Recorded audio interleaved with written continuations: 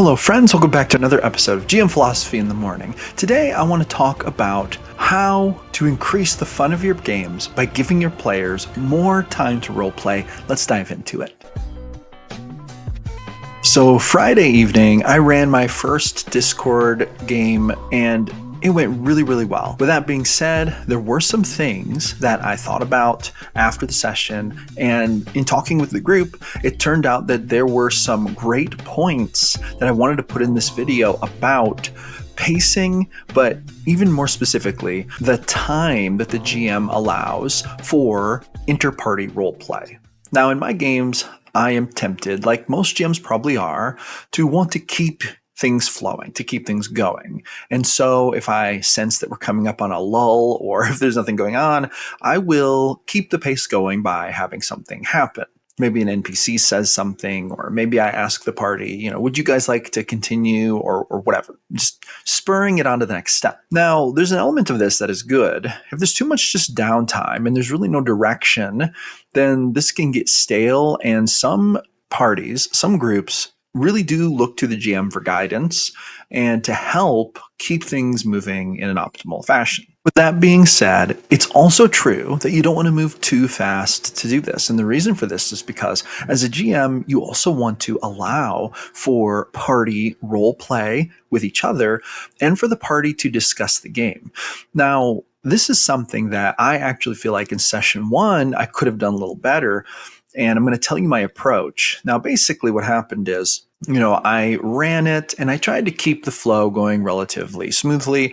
And I tried to keep things moving along nicely while also allowing time for everyone to get the roleplay in. With that being said, I do think I might have moved a little bit fast sometimes before really making sure that in particular scenes, the players had ample time to roleplay with each other.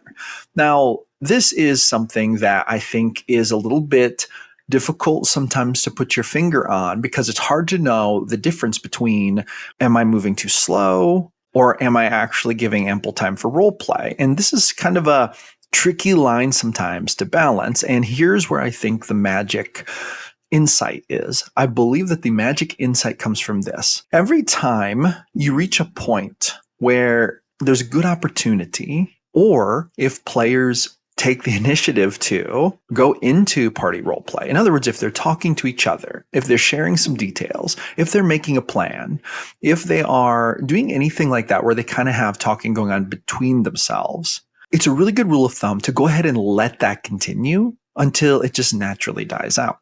You could even go as far as to just checking with each player and making sure, is there anything else your character would like to add to the scene? Or, is there anything else your character would like to do? And actually going each individual player and just double checking, make sure they're done. I don't always do this in party roleplay scenes. However, I think that it's actually a good step that I might incorporate more. And here's the reason why. I really want to make sure that every single player gets to role play their character. And that's really the basis for this tip and why I think it's important. You end up with player characters who are actually getting a little bit less role play time than would be considered the minimal threshold for enjoying the game. These players, these characters, the ones who do not feel as comfortable just inserting themselves naturally, who more wait for an opportunity to role play with the group, or they wait for a silence to then speak up, these players might start to feel a lot more like they're just sitting here observing things